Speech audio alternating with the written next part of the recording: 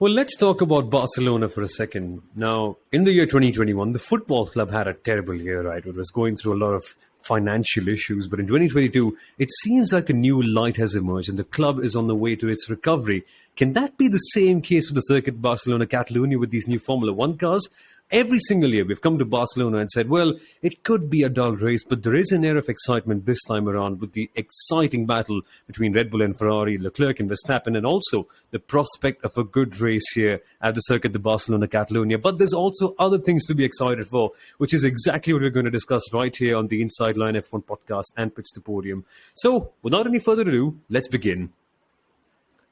Hey folks, welcome back in. My name is Soumil. I'm the host of The Driving Force on Disney Plus Hotstar, joined by Kunal Shah, the former marketing head of the Force India F1 team. And Kunal, finally, this could potentially be a muy bien Barcelona GP at last, because there are a few things to get excited about, especially on the front of the circuit, because now that we have better cars, perhaps this could be the year that finally the Spanish GP becomes a good race.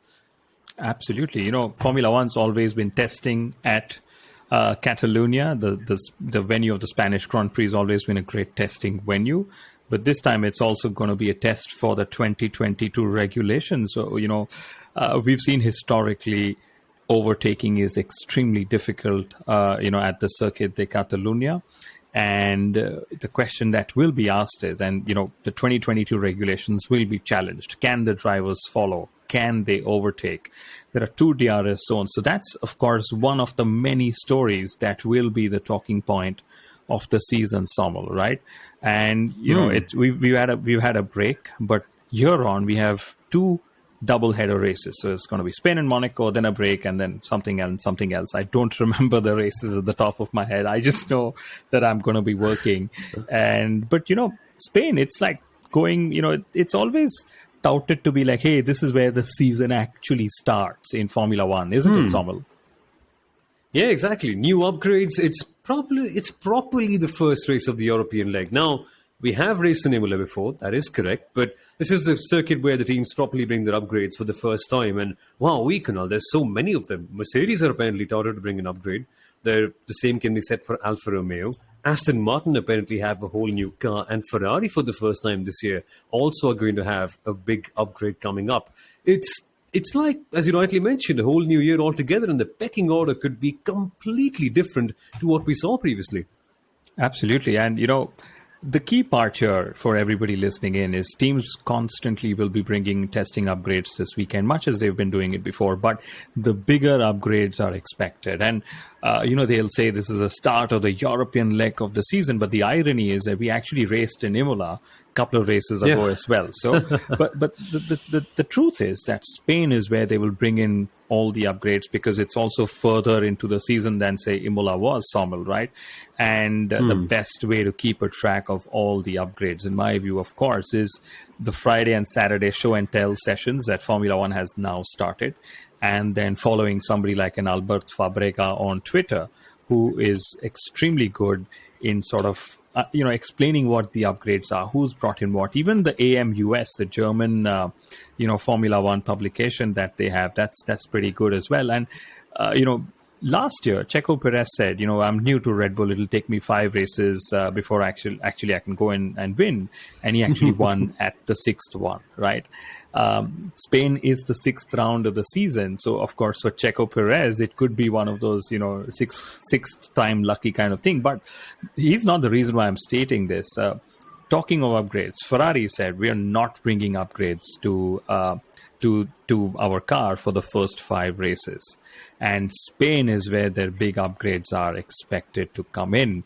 They've done a filming test. There's been controversies each time Ferrari's done a filming test, right? So lots to sort of look forward to with regards to every team that's bringing in upgrades in this season. And I am definitely sure the pecking order is going to change, because eventually it's fine margins that are separating all the teams, whether at the front or in the midfield, Soumil.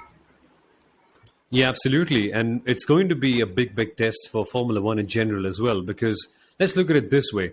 All the teams will be bringing in upgrades. All the teams will be trying to elevate their cars into a better level. But Formula One has done that at a grander scale with the new regulations, and they desperately want races like Spain and like Monaco to be better races in terms of a spectacle. So on that front, I suppose it's going to be a big challenge for the new, what do we call them? Ground effect cars. I forgot for a second. The racing has been so exciting. I forgot the name of the technology in the first place. But in general, Kunal, I just want to ask the question, can we learn anything from the testing at all? Because we've mentioned consistently that it's almost like the start of a new year. The cars will be completely different. I suppose only track-specific, condition-specific based knowledge can be carried forward, no? That's correct. It's going to be exciting because teams will actually be able to see how much progress they've made with their upgrades and with their cars. Even if they've not upgraded, there are setup-related changes they make as they learn more about the cars. Case in point, say, being Ferrari, right? So they would know how much they have gained or lost and in which areas of their package. That's crucial. And the one thing to remember is the conditions will be far hotter this weekend than when we went testing. So that sort of brings an additional set of challenges altogether, Soumil, right? And one must remember the Circuit de Catalunya is actually a very, very interesting circuit. It's got a beautiful mix of, low speed, medium speed, and high speed corners, right? There's this whole talk about overtaking that's going to be the main talking point, the buzzword for the weekend. Will we see overtakes? But I pretty much love the circuit for what it is. And we're going to have two DRS zones. One hack, which for all the viewers, when you're watching it on TV, if a corner is turning left, it's more often than not a low-speed corner. And if a corner is going right, it's more often than not a high-speed corner. So depending how you see it on television. And also, Mercedes' simulation has released some interesting numbers, which I'm happy to share, is they said that, 2021 May, so say 12 months ago, was last when we ran Formula One cars out here, right? The long turn 3, which, was normally taken at 240 kilometers per hour last year, will probably be close to 225 kilometers per hour. And similarly, the fast turn 9 at the back of the circuit is a 250 kilometers per hour right-hander, whereas last year it was taken at 265 kilometers per hour. So a lot of this attribution is just to how the formula works, to how the cars are now heavier, and basically the different two formulas that we are comparing between this year and last year's Soumil. Yeah, but I suppose the speed differences, they don't matter as much as the show would eventually. And I also hope that it's going to be better, because in testing, we heard signs that drivers were optimistic about the cars. It's not perfect, yes, but yeah, things are potentially going to be better. Can they follow? Can they overtake? That's going to be the major question. But I suppose there is that chance, right, with the new car. So let's wait and watch. But I want to know your favorite Spanish GP memory, Kunal, because we may not realize this, but this race has been on for such a long time, literally. And it always ends up going under the radar because of its entertainment spectacle. But I have to come up with the 2012 Spanish GP first up, because being a Fernando Alonso fan, that is one race that always ends up coming into mind. And the way he started, the way he darted up the field, that's just proper Alonso stuff. And also 2013, which was, unfortunately, his last race win to date. Do you reckon another one is going to come anytime soon? Well, Fernando Alonso believes it's a lot of bad luck that's cost him a chunk of points and performance in 2022, which seems to be the case, much like Lewis Hamilton, But it depends if you're an Alonso fan, whether you believe in the luck or you just think Ocon has outperformed him. But yes, my favorite Spanish Grand Prix memory, I think I have three. First, of course, was, Pastor Maldonado's last win for Williams, the most unexpected winner ever in the history books of Formula One, at least till my mind goes. Maybe Sebastian remembers all of them. I remember some of them. Then, of course, we had, the famous 2016 race, Nico Rosberg, Lewis Hamilton taking each other out.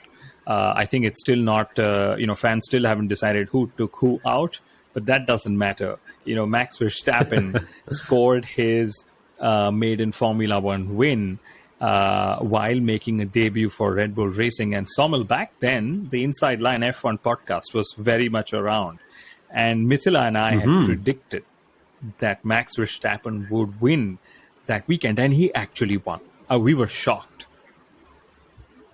Now, how much of a realistic prediction was that, Kunal? Because I get a feeling it might be a bit of a parody one, no? That first race for Max, and just to rub it in on Danny Kvyat, he ended up winning. But that's eventually what ended up happening in the first place. So it's not like Spain has always had bad memories. And I also remember 2017 when we had the little young kid, Nicholas, if I'm not mistaken, the big Kimi Raikkonen fan. And eventually Formula One did a really good job of putting a smile on his face. But smiles on faces, well, I suppose that's going to be tougher for Mercedes this time out, because for the last 9 years, they've been on pole right here in Spain. That's a stat courtesy of F1 Stat Guru. And it may so happen that they might not end up doing so this time out, Kunal, once again. That's a bit of a tricky point, even though they do have new upgrades coming in. How do you see that working out for Mercedes eventually? Because Toto Wolff says that they're expecting a bit of a step up this weekend. Well, Mercedes is the big mystery for all of us, including Mercedes themselves, right? For them, it's going to be, comparing two different specs of cars at the same Grand Prix, which I think is fantastic for them to see, because, there's this talk of should they ditch the zero pod concept, go back to the traditional pod setup that the traditional pod concept they had in Barcelona earlier in the season, right? So very interesting to see how it goes. And since you mentioned that Mercedes, have had pole position for the last 9 years, here's another stat: 23 out of 31 races at the Circuit de Catalunya have been won from pole position, right? Just shows how crucial qualifying is going to be on Saturday, right? And in fact, in Miami was the first time in 9 races that the pole sitter failed to win the race. Of course, this stat is also courtesy F1 Stats Guru Sundaram. He's pretty fantastic, and his stats are even more fantastic, Soumil. But let's stick to these stats, right? Because qualifying is going to be so crucial out here.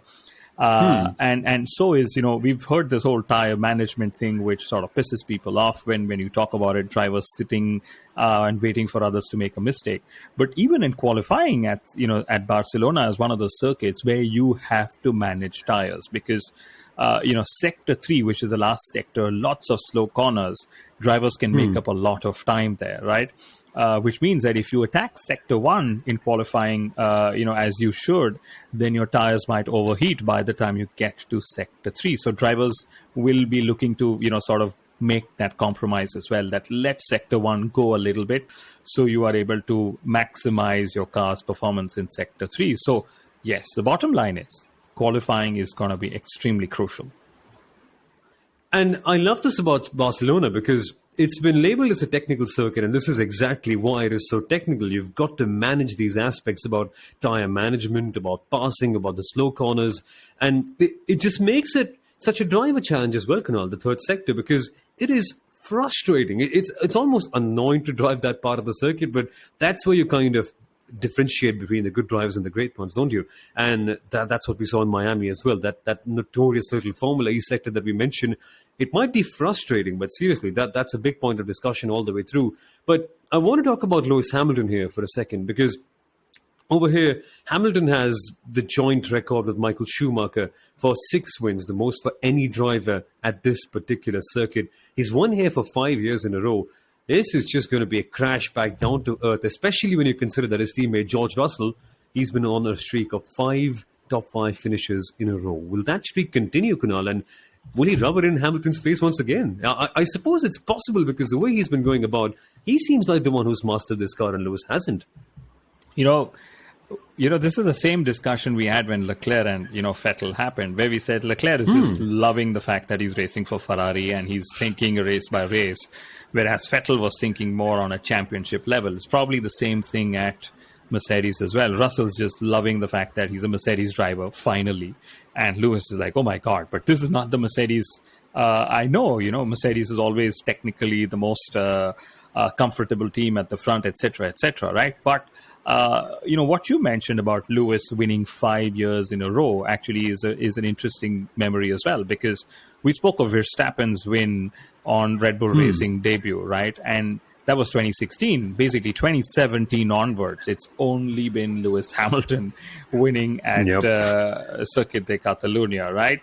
So, but this probably should take us to the 8th sleep list of drivers who need to join the 8 sleep performers on Sunday. Well, yes, absolutely. Lewis Hamilton has to be one of them because the pressure really is on him. Russell is delivering all the points for Mercedes right now, and for him to join in would be pretty superb in this midfield battle. And they might be clear in the Constructors' Championship, but it certainly helps out to do the same. But apart from Lewis Hamilton, Kunal, I'm going to actually go for 2 Spanish home heroes. I'm going to go for Carlos Sainz and Fernando Alonso. And the timing has nothing to do with the fact that it's their home race. It just helps out that it's this one. But for Carlos Sainz, there is no better race than this one to come up with his first ever Grand Prix win. With Ferrari coming up with new upgrades, things seem like it could be going in Ferrari's direction again. It's all optimistic, this one. But for Sainz, really, it's a big challenge to overcome, firstly, his own teammate. And for Fernando Alonso, I suppose I'll get to him later, but who would you pick for your 8 sleep drivers who should get to become the performer of the race? Well, that's a complicated name for a segment that I've just made up. It's supposed to be simple, but yeah, I've butchered it up, haven't I? I'm just going to say it again.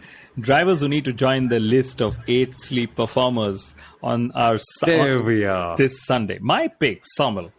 2 drivers in no order, but they better be higher up in the order. First is Daniel Ricciardo.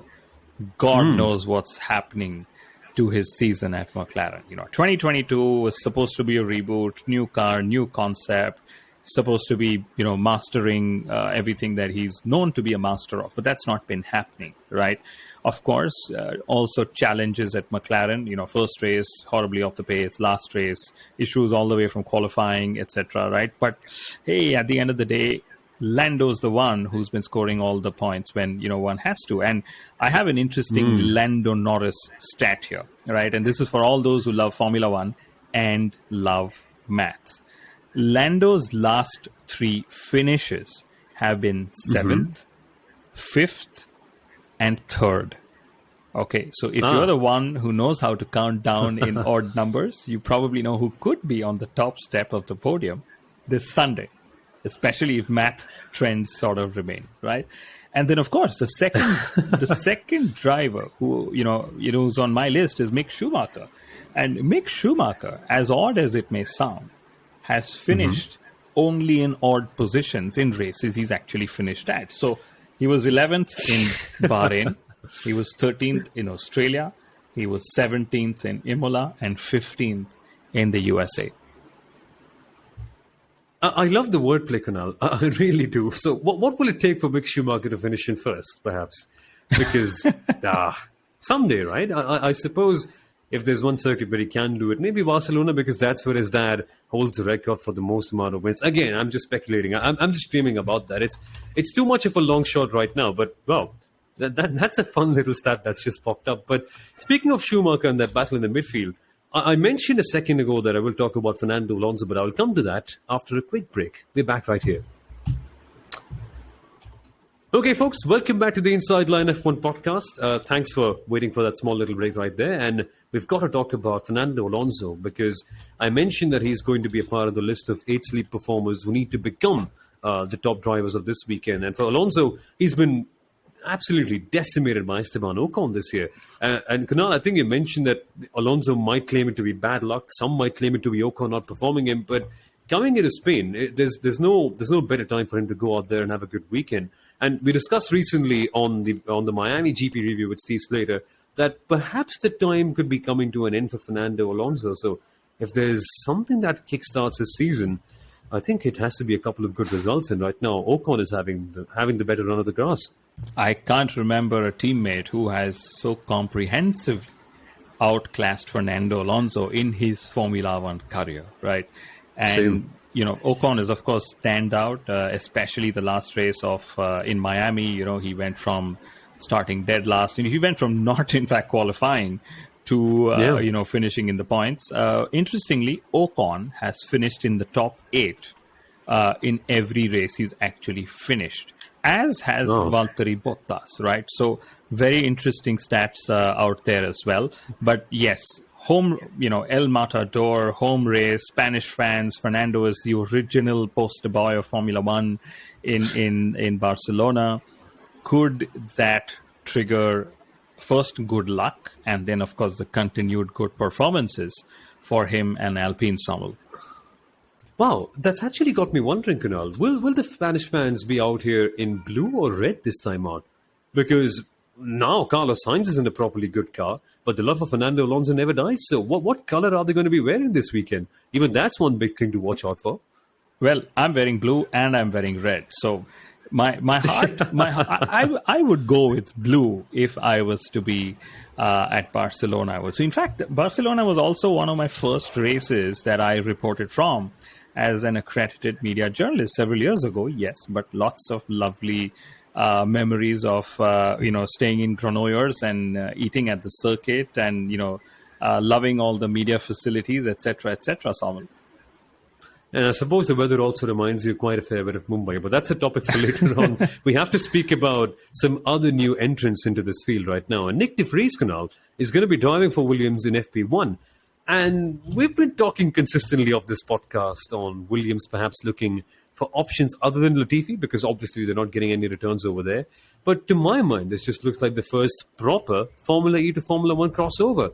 We've seen the latter quite a fair bit. If anything, one might say that's the whole basis of Formula E in the first place, but I think that's a bit too harsh. But first time properly, because I'm saying properly because Alex Albon also crossed over, but he only did one test for Nissan, so I don't think that really counts in there. But yeah, good to see Nick de Vries coming in here.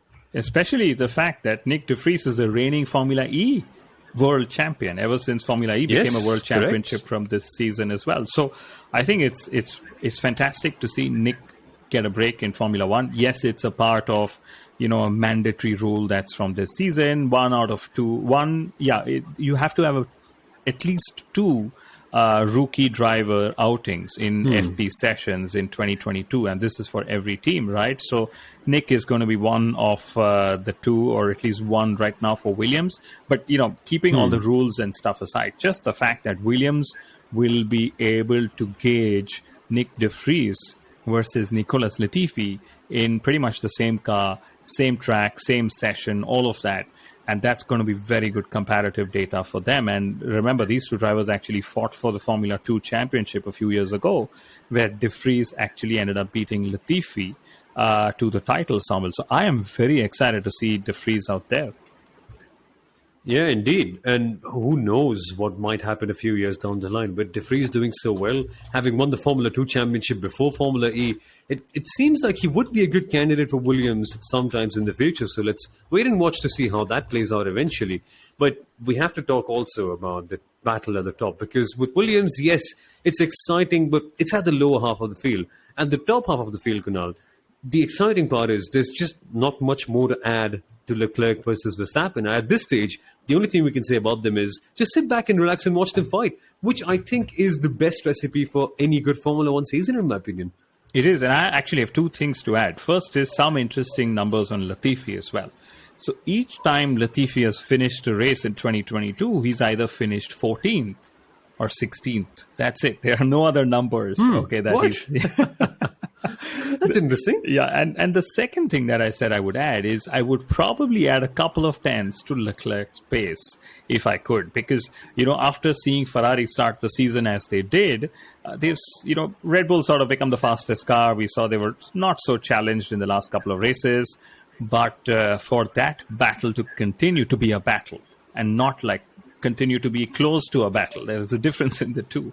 I think Leclerc having a couple of tenths is great. Fine margins, that's what separates them. So what the upgrades would do and, how the pecking order would change would all depend on those fine margins of a couple of tenths that the drivers would find, Soumil. And then, I would, you talked about Carlos Sainz. I would also put Checo Perez out there. In all the races Perez has finished, he's actually finished in the top 4. He scored a pole position before Max Verstappen did in 2022. Oh yeah, could he go out and get a win if he was allowed to? If he could, Soumil? Oh, you mentioned a big blow right there. If he was allowed to, come on, 5 races in Kunal. You reckon that he's actually being held back at this stage as well? Would Red Bull do something like that so early on in the year? I would do it if I was Red Bull. If Max Verstappen he's lost 2 races to reliability issues. Everything that needs to be done to sort of get him to score maximum points should be and would be done. So I wouldn't be surprised if Red Bull would go back and play that, the number 2 card role. And why not? I mean, they've backed Max to the full. Checo knows this. Max knows this. We all know this. And it's always been that we need to find a number 2 driver for Red Bull and for Max Verstappen. So I wouldn't be surprised if they, if team orders were to come in play at some point. Nah, not so early on, though. I mean, it's the sensible decision, but come on, Red Bull, don't be so boring. And you know what? This time, I'll not be so boring with my predictions as well. I'm actually going to go for Carlos Sainz for pole and win this time. So I'm putting myself out there. But what about you, Kunal? I suppose you're going to go for Max. I know you won't do something different in that case, because everything just kind of dictates that he's going to be the one who gets it at the end.